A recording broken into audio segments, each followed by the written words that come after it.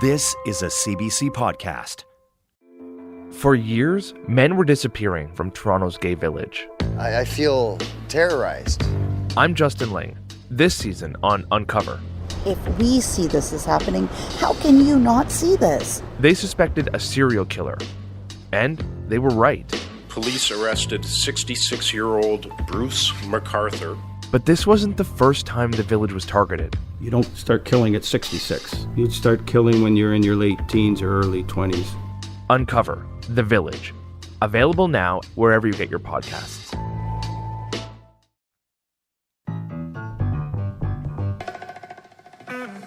Hey Canada, we can't got no satisfaction from Ottawa. It's the Debaters!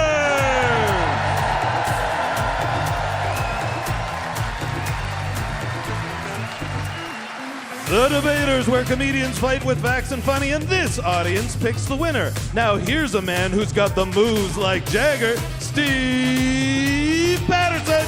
Hey! Hello again, Canada. Welcome back to the Debaters. Great to be back here in Ottawa, home to one of the largest tulip festivals in the world outside of Holland. Listen to that excitement in case you thought I wasn't telling the truth.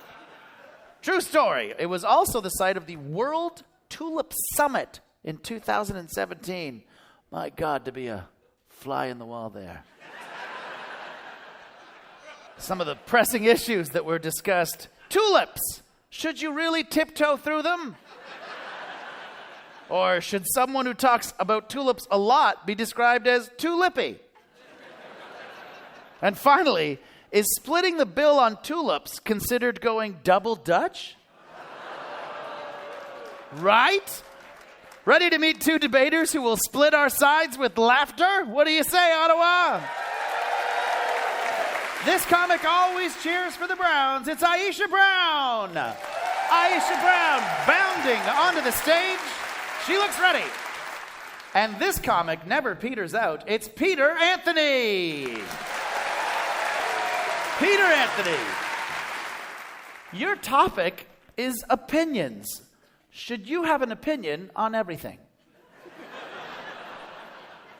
When it comes to opinions, I'm jealous of doctors because they get to give a second opinion. I wish when someone asked my opinion on something, they would hand me a chart with what someone else said. Also, I wish you weren't showing me your mole in the first place. Anyway. It's my humble opinion that this debate will be great. So, whereas it's a way of showing you care, be it resolved, it's good to have an opinion on everything. Peter, you are arguing for this, please. You have 2 minutes, starting now. Thank you, Steve. Thank you. Ottawa. Opinions, as we've all heard, are like astronomically popular these days. Everybody's got them, and everybody should. What kind of a world would we live in if people kept their opinions to themselves? I think a rude one. Example, my mother can scallop a mean potato. In an opinionated world, an exchange may sound like this. Peter, you are clearly my best offspring. How do you like your scalloped potatoes? Fantastic, Mom. These are the best scalloped potatoes I've ever had. You're a wonderful mother who has produced at least one wonderful child. And in a world void of opinions, how do you like your scalloped potatoes, Peter? Piss off and let me eat. Sorry, Mom, if you're listening. And when it comes to opinions, I say we should share our outlook not just on baked vegetables, but on everything. Why? Because it feels good to express oneself. Whether it be positive, Steve looks great tonight. Thanks, buddy. Or negative, judging by the cars outside, you people need to work harder. I lost already. And trust me, being armed with opinions makes you a hit at parties. I was recently having cocktails and was asked by a distinguished gentleman for my opinion on whether there was a justification to categorize Keynesian economic theory as neoclassic, given John Maynard Keynes' differential yet predictable approach on regulation and market liberalism. I responded yes, then ran away. But imagine how foolish I would have looked if I had given no opinion at all. So shout your opinions from the rooftop. Be like Madonna and express yourself. Pine to opine. Each and every one of us should strive to be the personified sexual offspring of Yelp and Twitter. That's just my opinion. Steve? Well done. Peter Anthony with a nice opening argument on opinions and why we should all get to give them. Thank you, Peter. Now, to tell us why her opinion is that you don't need an opinion on everything, which is weird, here's the well-informed Aisha Brown. Thank you. Thanks. Everybody should have an opinion on everything is not just a bad opinion, it's the last words heard before the vote on Brexit. It's like my Jamaican granny says, to prove your words are worthless, always be giving your 2 cents, or be a white person with dreadlocks. Now, if you're a white person with dreadlocks and feel maligned, remember, that's just old Granny's opinion, and no one cares about yours because you look like the Captain Jack Sparrow of a weed dispensary. It's true. Nowadays, ignorant opinions are given an equal platform to educated ones, thanks to things like Twitter, Facebook, and this stage. Hey, Peter. We'll assume anybody is an authority as long as they have a social media presence, or a podcast, or a penis.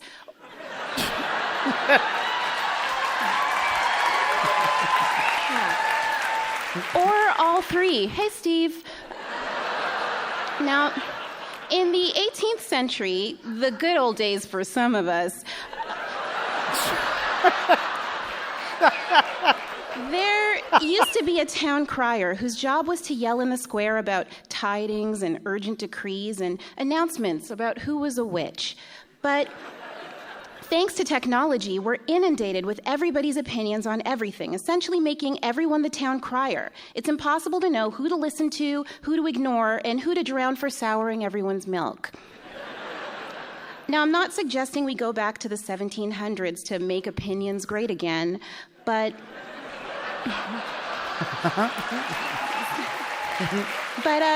people who communicate their unfounded views on everything aren't proving their intelligence, they're proving they're Kanye West. Personally, I only want to hear from people who are qualified to speak to an issue. I would never ask an oil profiteer about climate change or a person from Toronto about places in Ontario that aren't Toronto. Or a Senators fan about winning. Now, Ottawa, please. Before you get mad, please note, I don't even watch hockey, so you should put as much stock into my silly opinion of the Senators as the Senators put into sharing their opinions in an Uber. Oh, yeah. Aisha Brown, ladies and gentlemen. Oh, yeah. Yeah. Got a lead, but it's early. It is time now for the bare knuckle round. We're debating if it's good to have an opinion on everything, so it's time for you two know-it-alls to say it's my way or the 417. As you beat your opponent like an opinionata. Quite the pundit. Just don't put your foot in your mouth while you pass judgment on each other's ideas, because although that does show you can be flexible, it's hard to understand on the radio.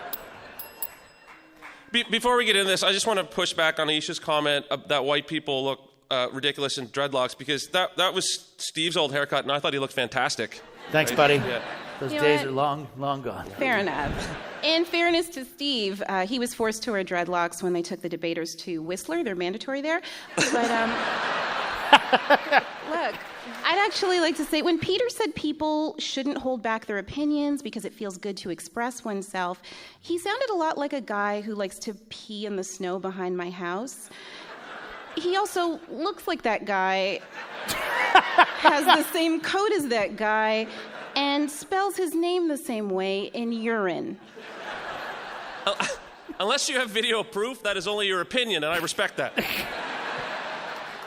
In the modern landscape, don't you realize that opinions are currency? Look at podcasts. The fact that anybody can start one now and spread their opinions on everything is incredible. Yes, anyone can have one. Hey, Peter, didn't you used to have a podcast? Look, the fact that all 3 attempts I made to create a podcast failed should not have any bearing on this argument. Besides, those were technical issues. Right, because technically nobody wants to hear white male straight opinions anymore, right? She's a witch. That's the bare knuckle round. All right. It is time now for the firing line. In my hand, I have a list of questions on opinions brought to you by Ron McLean. Ron McLean. If he has an opinion, I'd sure like to hear it. In 2018, Fox News unveiled their new opinion-based slogan, which was what? Aisha? Lock her up, Indians. You know, that's so weird, it just might work for Fox. Peter? Fox's new slogan was, "Dos dritriod mas Russia un opinion maxa." Well done. That was Russian. Fox News unveiled their opinion-based slogan, opinion done right. Are you sure that's not opinions done Third Reich? Nice.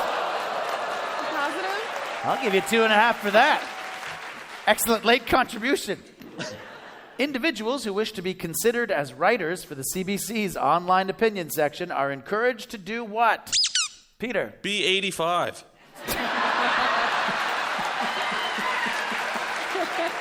No, Peter.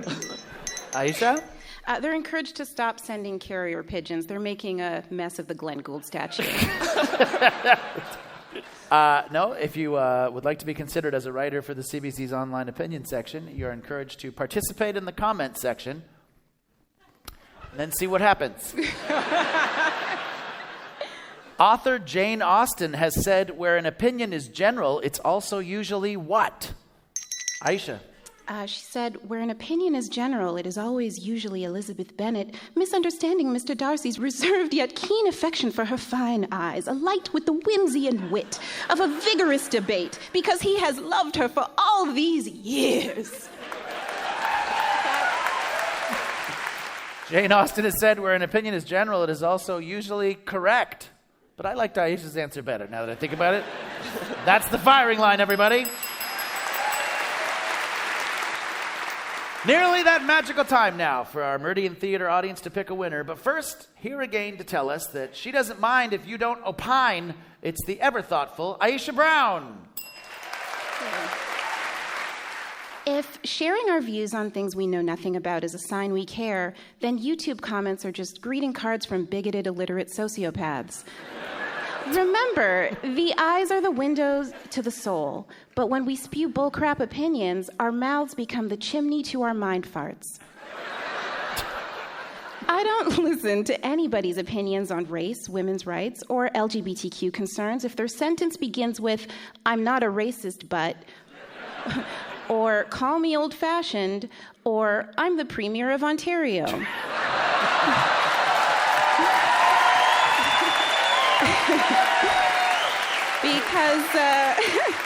Because the best way to show you care is to listen, ask questions, and shut the hell up about buck a beer. Thank you. Aisha Brown. She's got a few good points there. Now, here again to tell us that he always eats at IHOP, that's the International House Opinions. It's the very knowledgeable and opinionated Peter Anthony. Thank you. Aisha supports a society void of opinions. Now, what would that look like? A cold place where people stumble around senseless, on mute, scared to look one another in the eye. Call me old-fashioned, but that sounds like Winnipeg. Besides, when has shutting up ever gotten you anything? Squeaky wheels get the grease, not tongue-tied tires. Life is short. So if you think someone is beautiful, tell them. If you think someone's baby is ugly, dry heave over the stroller and exclaim, "I'm glad he's not mine." And the next time somebody tells you to keep your opinion to yourself, kick him in the crotch and tell him Peter Anthony sent you. Peter Anthony, he's got an opinion about opinions, and he thinks everyone should express their opinion. Aisha Brown thinks the opposite, and it's time for this Ottawa audience to pick the winner. By applause, who thinks that Peter's pro-opinion oratory owned this debate? Peter Anthony. Okay. And who thinks Aisha's opinion on opinions opened up your eyes? Aisha Brown. All right. Steve, Well, in my opinion, I got a better response. yeah. Yeah. I don't know if you can tell from where you're listening at home. It was pretty close, but Aisha Brown is the winner. Somebody should keep your opinions to yourself. Big hand for Aisha Brown and Peter Anthony, everybody.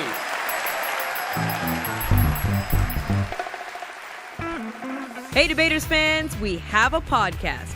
Subscribe today to have episodes and bonus content sent straight to your device. Go to cbc.ca/thedebaters for more. And now, back to Steve Patterson. Hey, Ottawa, are you ready to meet your next pair of debaters? Let's do it. This comic thinks the bee's knees are the cat's pajamas. It's Don Kelly. Don Kelly, Ottawa's own. A confident entrance, as always. And she's currently starring in Mrs. Smith Goes to Ottawa. It's Allison Smith. Allison Smith, back on our show. It's been a long time, Allison. It has been a long time, Steve. All right, your topic could be scary for some listeners, but we're going to make it funny. Horror movies. Are they fun to watch?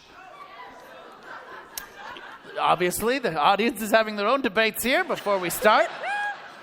I've always been a fan of the Wolfman, personally. Whenever I see a werewolf costume, they're often wearing a plaid flannel shirt and jeans, which makes them the most Canadian of movie monsters, I think. Not to mention the full-body playoff beard. I actually thought I saw a bunch of werewolves together in Saskatchewan once, but it turns out it was the band The Sheepdogs. They were streaking through the woods. I'm kidding. Saskatchewan doesn't have woods. Enough of my howling. Let's get back to this somewhat terrifying topic. So, whereas they offer thrills and even laughs, be it resolved that horror movies are spooktacular. Allison, you are arguing for this, please. You have 2 minutes, starting now. I love horror movies. My favorite ones are the ones that start off like this. 6 friends go into the woods. I'm always like, oh, make it 7! Horror movies are the best because they are the most emotionally detached movie you can watch. You could be going through any negative thing in your life, right? Losing your job, getting dumped. You throw in a horror movie and you think, at least I'm not possessed. All of a sudden, that huge student loan doesn't look so scary when it's not covered in blood. I don't want to see the fairy tale ending you see in rom-coms. I'm sorry, but I want to see the cheerleader get it in the end, while the chubby, slightly less attractive, but still cute as a button brunette best friend gets away from the killer because she didn't sleep with the bullying football player. Forget Hope Floats. Watch Ghost Ship.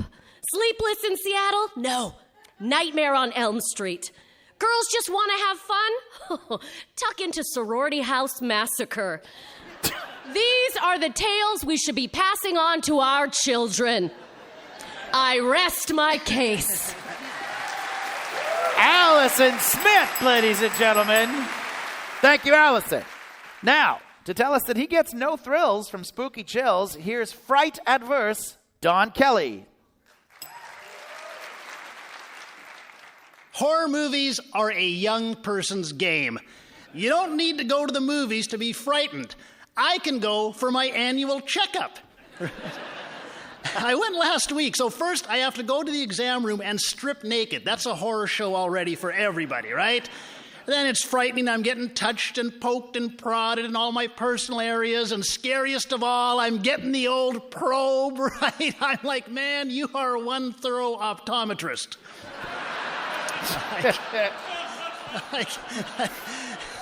I'm of the age where even technology is scary enough. I don't need science fiction horror films like Alien or The Fly. Like, I'm scared of my Amazon Alexa, right?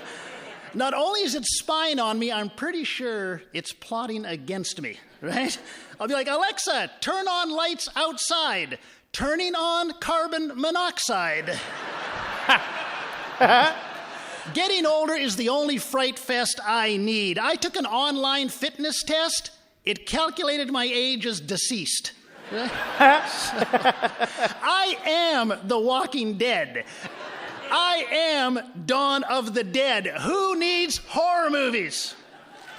Don Kelly with an excellent opening argument. We got a debate on here. It is time now for the bare knuckle round. We're debating how spooktacular horror movies are. So here's the thing. These will not make sense if you do not know the titles of horror movies. I'll just tell you that right now. Here's the thing. Now it's too much. You pair of hellraisers need to make the audience scream with laughter during this grave encounter. Be the shining example. Don't be a big Rosemary's Baby. And it follows that you'll get laughs. Also, I won't ask you to just avoid telling children of the corny jokes. In fact, I extra insist. So if you're both ready, let's carry on now. First off, all right, horror movies are a young person's game? Oh, I'm sorry, I didn't realize that, old man Kelly. I didn't realize that once we're in our 30s, it's nothing but Cocoon, Driving Miss Daisy, and Grumpy Old Men. Hey, Allison, you are familiar with CBC's demographics, right? I'm sorry. But no, hey, yeah, don't take this joy away from me. I am that close to getting my senior's discount at the movies. I like going to the cinema, or as I call it, the talking pictures. Who's paying to go see movies? Even my grandmother is downloading Coronation Street, and she's dead. I think horror movies can teach us a lot in our regular lives. Like, for example, let's say you're a single person, you're feeling lonely, like no one cares. Watch the horror movie Stalker. You will appreciate your alone time. That's probably the bare knuckle around there. Probably a good place to stop it. It is time now for the firing line. In my hand, I have a list of questions on horror movies brought to you by Saturday the 14th. If you made it through the night before, let's go for a nice brunch. What was the tagline for the 2014 film Zombievers? Allison? In case you can't tell from the title, yes, there will be nudity. Don? Zombievers, a film that really bites. Pretty good. The actual answer is Zombievers, you'll all be damned. Get these movie makers on the phone. As a publicity stunt, what did the director of the 1958 movie Macabre give every audience? Oh, it's Macabre, if that helps. We would get letters. We would get letters. Macabre? You mean that the place that sells the weird chocolates? My favorite Ottawa nightclub in the 80s, Macabre. That's why we're not on Radio Canada. As a publicity stunt, what did the director of the 1958 movie Macabre give every audience member? Don. Tickets to a better movie. And I believe it was Zombiever. That's good. That's full point for that. Allison Smith. A guide for how to pronounce the word macabre. That's good too. I like that.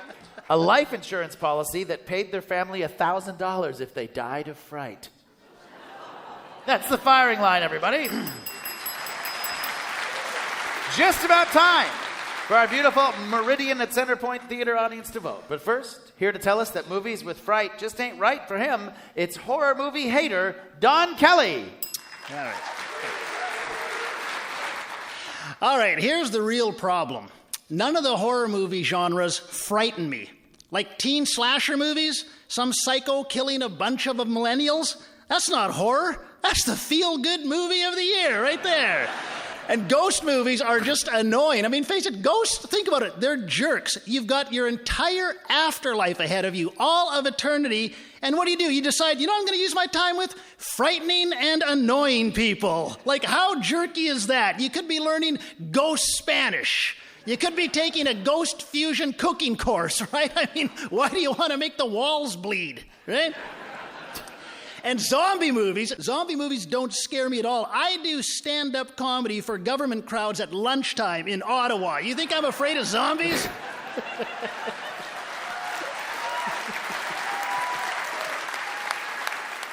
In summation, the only frightening thing about horror movies is how truly horrible they are.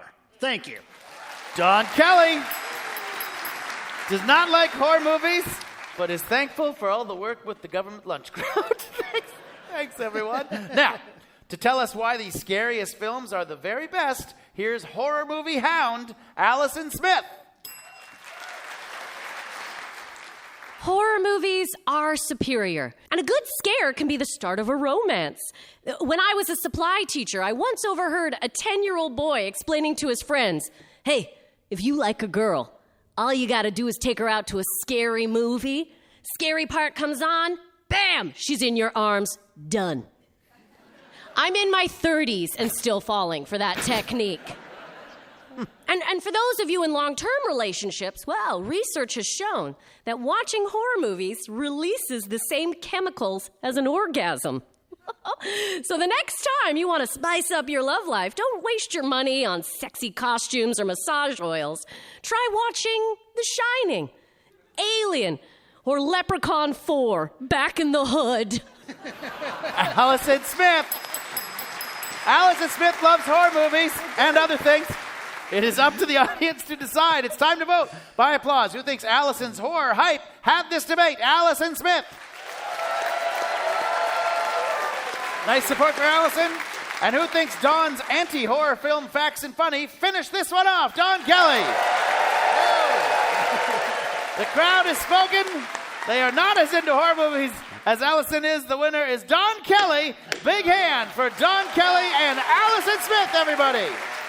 Well, that's all for this week. I'm Steve Patterson saying if you think horror movies are scary, try watching a session of the current Ontario Legislature. I'll argue with you again soon, Canada. Good night.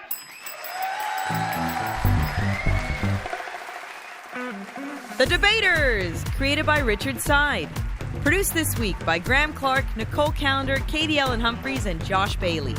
Technical production by Jean-Sébastien Villeneuve and Conrad Hijazi. Executive producer of CBC Radio Comedy is Tracy Rideout. And thanks to everyone at the Meridian Theatres at Centrepoint in Ottawa. Hey Debaters fans in Calgary, we're coming to you on May 21st. For details, visit our website. We're cbc.ca/thedebaters. For more CBC podcasts, go to cbc.ca/podcasts.